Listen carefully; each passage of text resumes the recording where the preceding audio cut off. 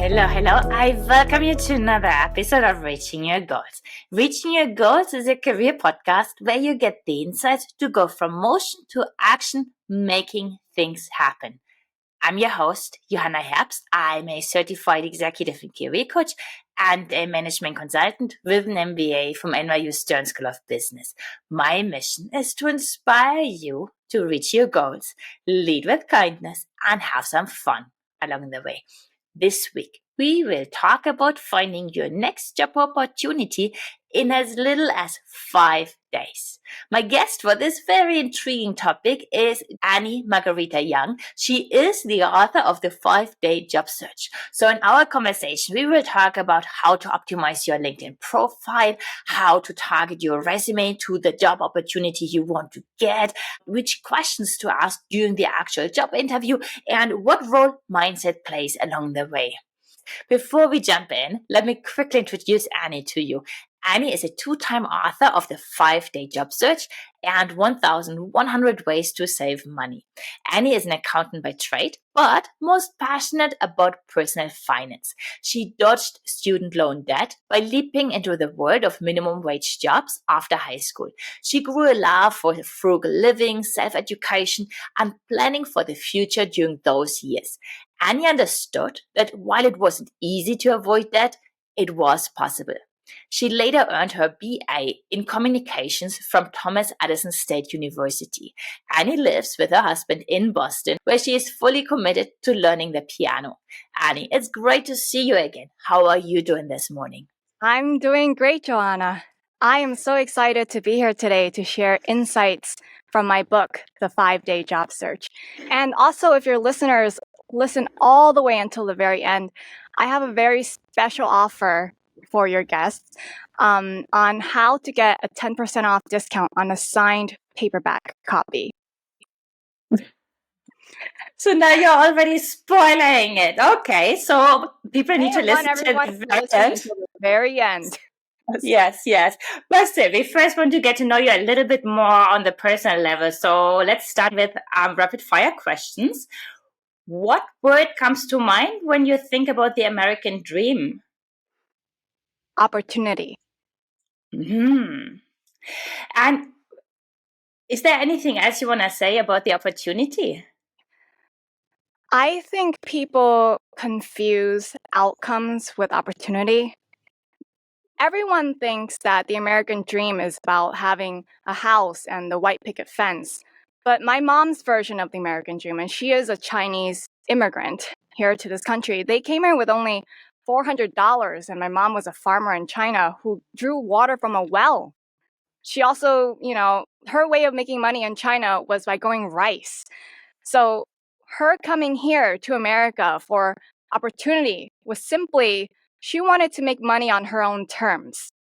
And she's done that. She's the breadwinner of our family, and she has supported our family for the last 30 years.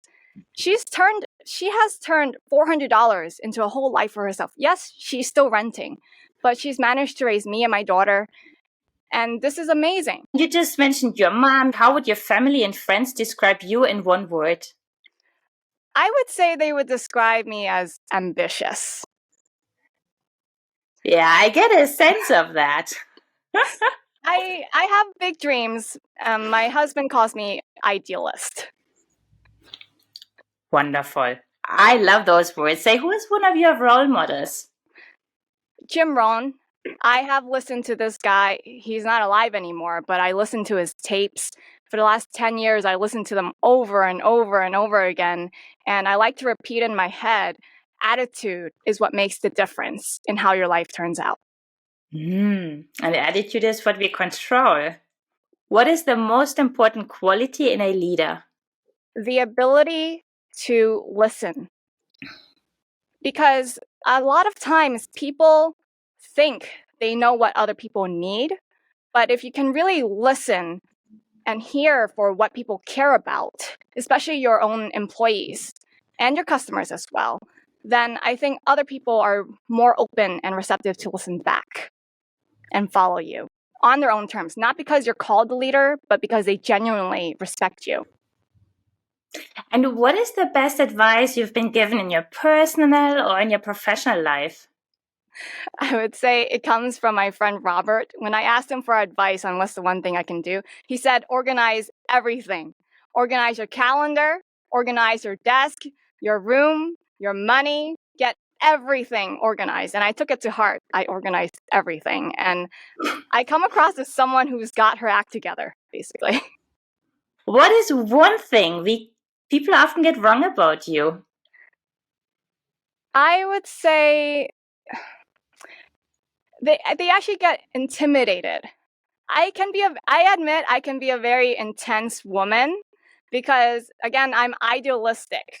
I have a lot of ambition and vision, and the people I work with, sometimes they think I'm too assertive or intimidating at times, but actually I think I'm just extremely passionate, and I just can't hide the fact that, like, I'm really excited. Nice. And the last question for the rapid fire. What is one secret hobby or sports that you do? I don't have a secret. Everyone knows I love to play piano. It's a very public thing. I have always been very focused on my career. So for many years, I didn't have a hobby. And finally, when I made a lot of money, I realized I'm so bored. There has to be more to life than this. So I decided to take up piano and I document it on my YouTube channel as I progress through trying to get better at this. And I saw that you are aiming for the 10,000 hours to really see if you can hit the professional level. So how many hours are you down now? I would say I'm between around 800 to 900 hours. This week actually is my full 2 years. Wow. Yes. So impressive. So only 9,000 something more to Only go. 9,000 something more to go. I'll be very honest, I spent about $15,000 on my piano, and I like to divide up how much time I've spent practicing by how much time I've spent on that piano. And by the time I get up to 10,000 hours, I could say it's about $1.50 an hour that I spent on that piano. Wow. Yeah, it Wow. motivates me to lower the cost. Yes, yes. Perfect. So now we already learned bits and pieces about you. We heard like the idealist, the passionate person, the ambitious woman. But I'm so curious to learn more about you now. Like, what are the key milestones that led you to where you are today? I would say the first milestone isn't the happiest. And it's something I talk about in my book. It's about how I hit rock bottom. There was a time when I was 19 when I worked as a foot fetish model. I let men touch my feet for money. I know this is so shocking because everyone sees me as this like very professional woman, and they would never imagine that I would have done something like that. But there was a time in my life that was exactly my rock bottom. I didn't think there was any other way for me to make money. And then one of the guys that was the client, he asked for me to basically become a prostitute for $100 an hour. And Wow. at that point in my life, I said, no, I am not going to make money using my body. I'm going to make money with my brains. And I'm determined to create an identity for myself as someone people in society see as smart, brilliant, creative. And that changed the trajectory of my life. I said, I would rather make money working a minimum wage job than to do something like this. That would violate my personal values and make me feel so ashamed of myself. That was the first milestone. I would say the second milestone was when I published my first book, 1001 Ways to Save Money, because then I could call myself an author. I was someone who graduated with a communications degree. No one's ever heard of me. And someone told me that if you write a book, you will become seen as credible. So at 22 years old, I just quickly wrote up this book in 3 months, 1001 Ways to Save Money. And all of a sudden, people see me as credible. The third milestone was when my first YouTube video that I made, it just suddenly went viral. It got about 1 million views, and suddenly everyone had their eyes on me. And I would say that gave me a lot of opportunity after that moment, especially in terms of my career. And then the fourth milestone would be this book, The Publishing of the 5-Day Job Search, which I have been spending so much time trying to promote and market this book. You mentioned before that you are being described as very ambitious. Have you always been like this? I would say yes. I have always had big dreams. Since 5 years old, I've been telling my parents, Mom, Dad, one day I'm going to be really rich and famous. And they thought this was ludicrous. They said, dreams should just stay dreams. Why are you dreaming so big? And I always believed in myself. Even when nobody believed in me, I always said, if I believe in myself, that is the most important thing. If you don't believe in yourself, nobody else will. So I feel like that is really the basis for everything. And I also saw that you are dedicating your book to a high school counselor who was very strict. It's like, girl, you don't go to college, you are going straight towards failure. Yes. Oh my goodness. So when I was 16, I came across these famous bloggers back then in like 2010, 2012 called Zen Habits and the Minimalists. And they were people who earned six figures from their job and they realized they weren't happy. They had the life, they had the house, they had the car, they could travel anywhere, but they were feeling empty inside. And they talked about how they sold all of their belongings so that they wouldn't have all these obligations. They paid off all their debts, and then they just traveled around the world with their backpack. And I thought, wow, this is so interesting. I've never come across something like this. I want to do this. Or Yes. or maybe explore other lives that are not the traditional path. And then my guidance counselor called me into a meeting and I said, I don't plan on going to college. I'm going to do something interesting like this. She thought I was crazy. Wow. And you said that now you are thankful because that really fueled you to go the extra mile again and again. Did you ever tell her in person now, or does she know what happened to you? She doesn't know what happened to me. And in fact, she doesn't even know I wrote this book. My plan was to make this book so huge and sell millions of copies of this book so that she'll have heard of it. Maybe she wouldn't have bought it. And then I will personally mail her a copy with a greeting card that says, thank you for feeling my success. But I think there was also like this seriousness why you chose not to go to college. And we had a little conversation about that. It's like the prices in the US to go to college is insane. And you were not very keen on being in debt for like another 10, 20 years coming your way. Yeah. My parents are the kind of people, they never had debt. They said, never borrow money from anyone. Here I am. I'm at this crossroads. Why would I take on debt? I've been told my whole life not to take on debt. And when I heard like the average person at that time, today it's 36,000. Even worse. Yeah. But in 2012, 2013, the average student loan that people were graduating with was 26,000. I thought, oh my goodness, that's a lot of money. Because Yes. I didn't know what the average wage was for someone coming out, but I do know $8 an hour was a minimum wage, and I calculated how many hours that took. I was like, wow, that's a lot of hours to work if you make minimum wage to just pay that back. And I thought, I didn't want to do that. That's scary. I was scared. And then you also mentioned before being frugal. Because one question I also scribbled down before, do you own any credit cards? And if so, how many? I do. I used to not have any credit cards, and I was adamant about using only cash. But now I do have 3 credit cards. 3? One, Wow. yeah. Well, one is for me and my husband to spend like as household, Yes, one for me personally, and then one for my business. Yeah. Okay. Each role you have one. I always thought I would stay the same. Something I always told myself when I made minimum wage is, as I make more money, I'm going to make sure I'm still frugal. And I've surprised myself. I'm not as frugal as I used to be. And at first I was very ashamed of this. I mean, how much did you spend on your piano? 15,000. I'm not kidding you. I literally signed a loan. We got in the car and my husband was like, what is wrong with you? You're on YouTube telling people not to take on loans and you got a piano loan. He thought like, you are such a hypocrite. And I've learned my philosophy toward money has changed through the years as I've made more money. We all evolve. And as you say, so now you're making much more money than the $8 an hour, obviously. And you even wrote a book about it. It's like how to find a job in 7 days. So tell us a little bit more about how you can make that happen. Well, The title is a misnomer. The 5-day job search is something to make people who like instant results interested. It's almost like how to lose 50 pounds in a month. Everyone wants fast results. But if you read the introduction of the book, I talk about how landing a job offer in 5 days is more about becoming the kind of person it takes to land a 5-day job offer. And that's a process that takes 5 years.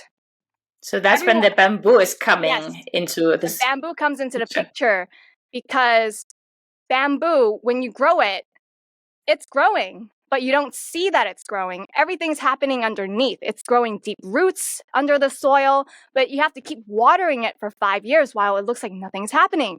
And then all of a sudden in 5 years, it grows several yards a day. And it grows extremely tall. It's the fastest growing plant on earth. So it's almost like we see a 10-year overnight success and we're like, wow, how did they get so lucky? No, they've been working at it for 10 years behind closed doors. You simply discovered them overnight. Yes, I always say it's the one-hit wonder that was 10 years in the making. Yes. But I do want to share with people some of the advice they can use right away. And I think people these days, they focus so much on the resume, they forget about their LinkedIn. On their LinkedIn profile, they're using this picture they took with their iPhone or a wedding photo. And that is not going to do your career any justice. You need to get a professional headshot. I think everyone has the potential to look absolutely gorgeous and stunning in a photo because 80% of the work to look great in a photo is actually before the photo is taken. That means scheduling a same-day hair appointment as the photo shoot. Use a makeup artist. That's the first thing because that leaves a lasting impression. Oh, wow. I used last time a very, very good photographer, but it's like makeup and hair. I did it. It took me like 5-10 minutes. You did it? No, that didn't even cross my mind. I was like, no, I do it myself. I always do. The one thing that I'm also noticing with the headshots, especially on LinkedIn, use a picture that is not 5 years old. The moment you're also applying for more senior positions, you're also supposed to look a little bit more senior. So if you're using a picture where you're still 25, it's not the smartest move. Yes, and actually, I think before any major career move, people should take a new headshot. That's when they should update it because the headshot isn't for the position you're working in now. It's for the one you want. So true. It's also when you write the story on LinkedIn or your resume, write it for the job you want to have, not the one you currently have, because that you don't need to apply for anymore. Exactly. Opportunities are based on what you want.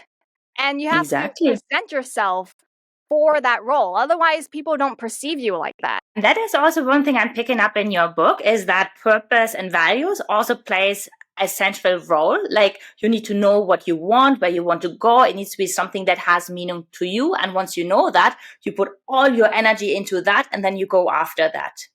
Yes, because if people don't know what they want, they're going to be aimless. They're going to start taking career promotions that are actually horizontal in nature rather than vertical. And going back to LinkedIn, so we've learned that we need to have a clear picture. We also need to know what we want. It's like, what is the ambition? Like, what do we have in mind? What else is important when you look at LinkedIn profiles?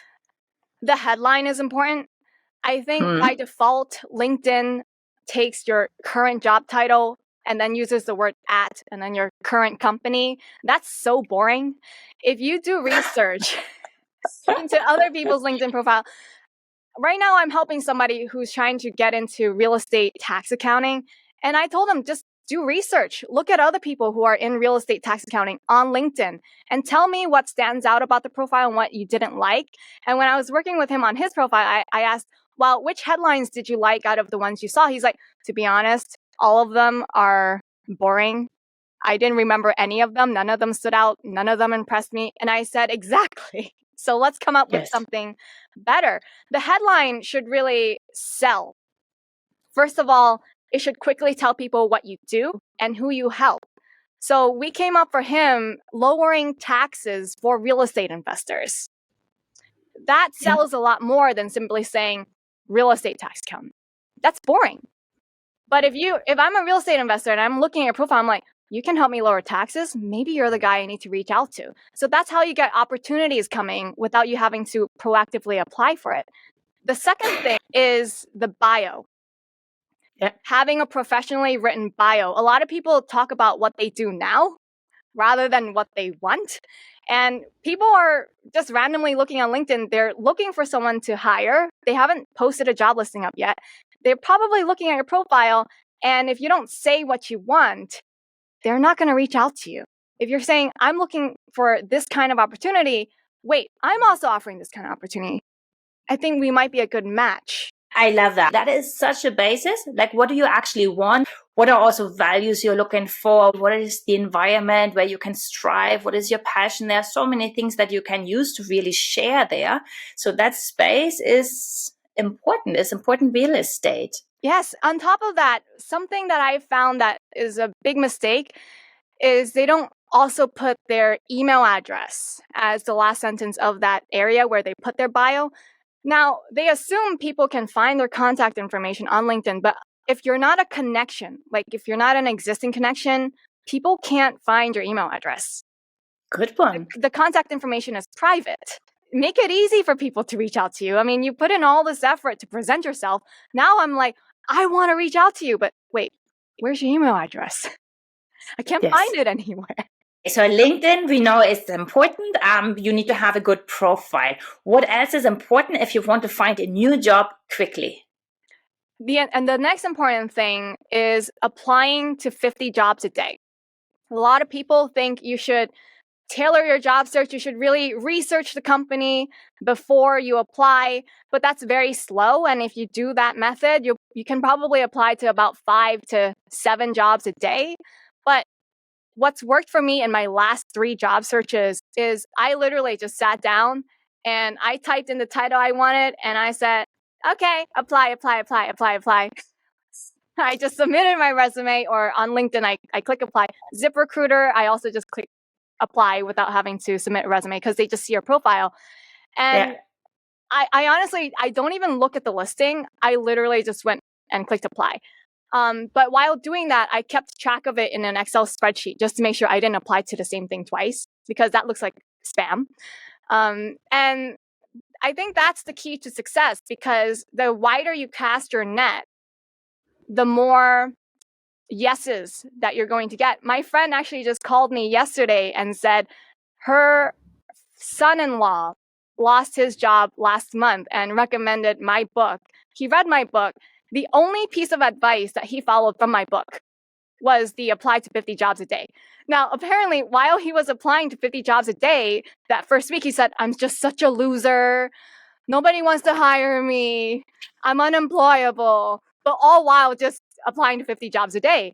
And within a week, he got 3 interviews. He got 3 offers. And apparently, the offer he went with now pays him double what he used to make. But the thing is, like, it takes ambition and grit, and you need to know what you want. Yes. And you also should have a good resume so that when you send it off to all those companies, they're like, okay, and it looks very interesting. She has a great profile. I would like to get to know her better. So I think that will now take us to the resume. What is really important about this resume? How does it stand out? The resume needs to be tailor-made for the job position. So first of all, when you think about the job you do want to apply for, you think of the title, because, for example, this guy I was helping for the real estate tax accounting. Real estate tax accounting is not a title. We had to look on LinkedIn for other people in this niche. And then I said, look for the title. Is it an entry-level title, senior? I said, now go on Google and search the words real estate tax associate job listings. And what you're going to do is copy and paste, literally one by one, 20 job listings into ChatGPT and ask ChatGPT to analyze the job listing. What is this person, this employer, looking for in their ideal candidate? And how can my resume be written to speak to that? So he did that for all 20 job listings. He copied and pasted the analysis, and then we looked at them and we grouped different themes from it. And I said, okay, this, based on the research we did here, this is how we're going to need to tailor this resume. So basically, it's like you see what the employers are looking for, and then based on that, you use the keywords. So when, in case the employer is using automatic search tools, that all the words are popping up, so that you make sure that you get through the first round as a given. Yes, the keywords are literally in the job listings themselves. After you've done 20 of them, you have a very good idea. Oh, they keep asking for this software. Well, if I do know this software, I better make sure I put the name of this software in my resume. Employees say stuff like work-life balance. Well, the employer might say flexibility, right? Instead of saying you want work-life balance, I want flexibility in my schedule. You use their own language and they are like, you get me. You understand what I mean. I think you might be a right fit. You're going to get an interview. And when you go through this process, so I assume you get like 5-10 interviews like following this process, and then you go in the actual interview. And I know that values also play a key role for you. How do you make sure that by applying to a broad number of employers, you still find a match that's in line with what is important to you, so that you can really blossom there? How do you do that? So first of all, you have to know what your values are. I feel like a lot of people don't even know what their values are to begin with. What I have found is I go in there knowing exactly what I want already. I have a pre-written list. They are not going to see that part though. But I always, before going into an interview, I do a lot of research on the employer. So I cast a wide net, but whoever answers me back, they get that research. They get my time. And so I'll research their LinkedIn, their social media, and I start looking for ways to improve their company.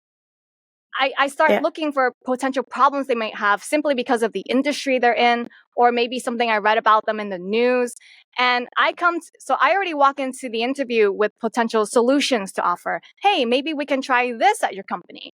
Almost like I'm a consultant, even though I'm a job applicant. And I have found if they are so bored, it's not going to be a good fit. So we might be looking for value fit, but I have found if the personality already doesn't mesh, chances are in the job itself, they're not going to be excited to work together with you anyway. The best job is when you're giving a solution, you're proposing something, and then the interviewer is like, oh my God. And their eyes just like light up with this excitement. Yes, this is exactly what we need. So that way, when you actually work with them, they're open to your ideas. And that's also important, because when you want to progress in your career, if people aren't open to your ideas, how are you going to have accomplishments? Yes. And this example, it's perfect if, say, innovation and creativity are very close to your heart, because that is the best way to test it. And also, like, the one word that is always coming up is the psychological safety, where you feel free to share what you want. So it's like those responses that you get when you come with a new solution, new idea, new feedback, you already get a sense on how would that be on a day-to-day job. My main concern was always to avoid a toxic workplace, because I usually can get along with most people.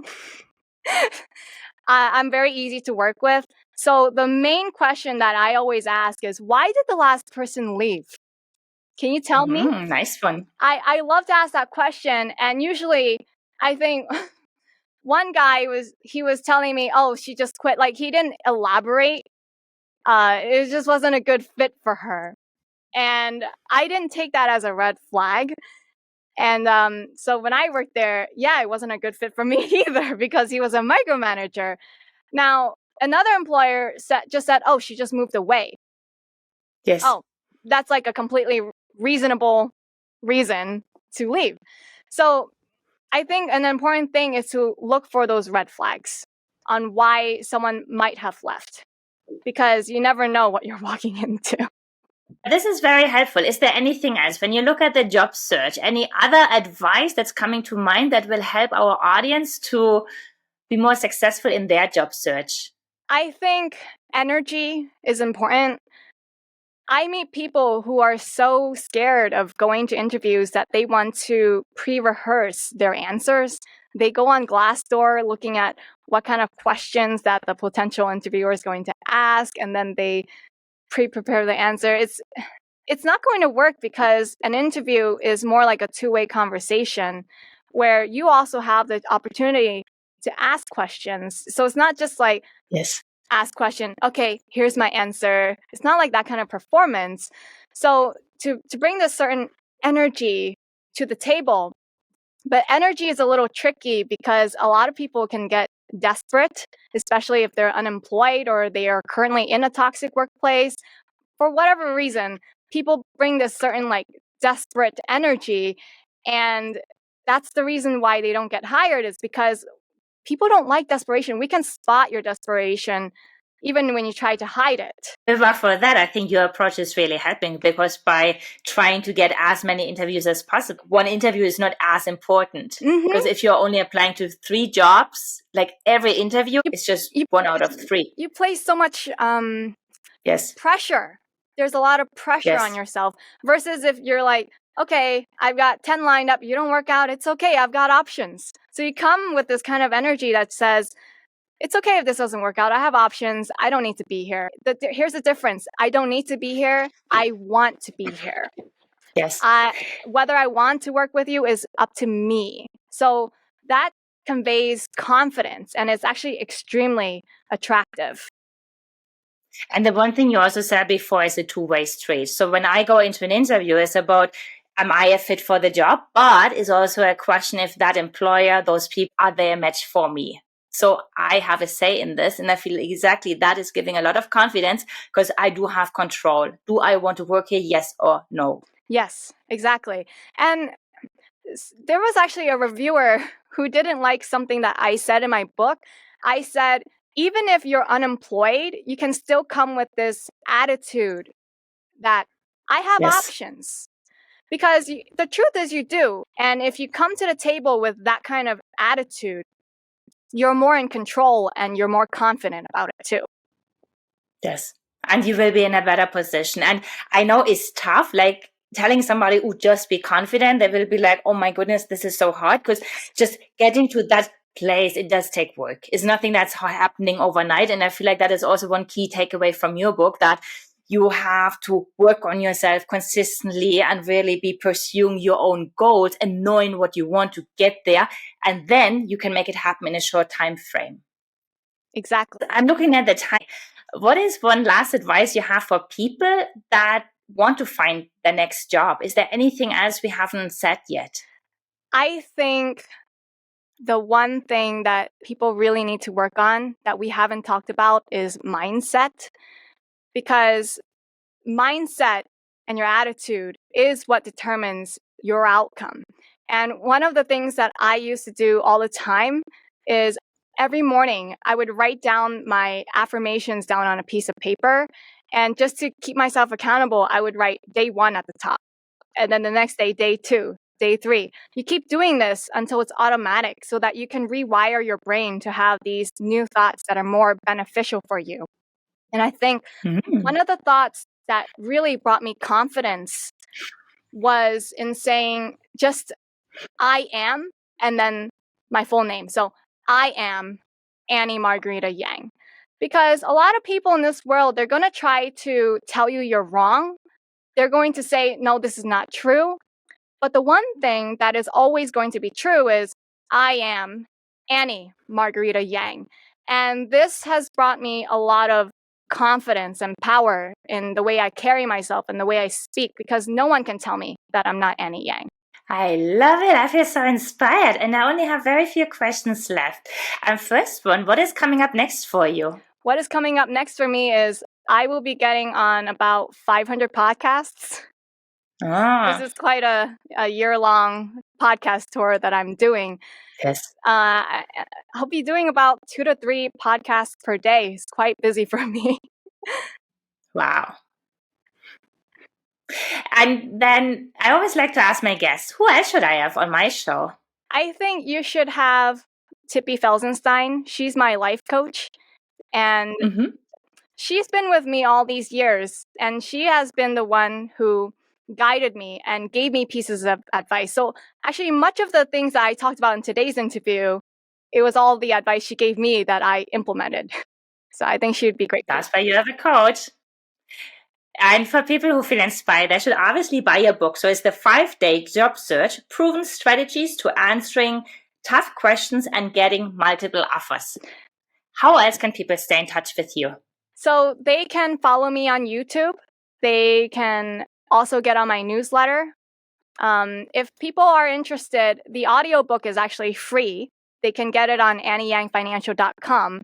But the book is more like a Bible. It's more like something you should buy and read as a reference. You should always come back to it. And doing it via audiobook is not as easy. So I also recommend people to buy the book itself. You can get a signed paperback copy by going on AnnieYangFinancial.com. And for a limited time only, with the coupon code REACH10, you can get a 10% off discount and also free shipping if you live in the United States. Nice. So thank you so much for joining me today. That was super insightful. And I hope that everybody is now ready to find their next job within just a few days. Thank you so much, Johanna. And I think everyone can do it if they set their mind to doing it. I hope you enjoyed the episode. If you know of somebody who is currently looking for a new job, why not forward the episode to that person? I'm sure that some of the insights we are sharing could be really beneficial for that person as well. And please don't forget to follow us on social at Reaching Your Goals Podcast and at Delegate. And if you would like to hear from us in between episodes, why not subscribe to our newsletter at delegate.substack.com? And yes, sometimes there's only one newsletter a month. Yes, shame on me. And with that, we are done for today. We are one step closer to reaching your goals. Talk to you guys next time. Bye.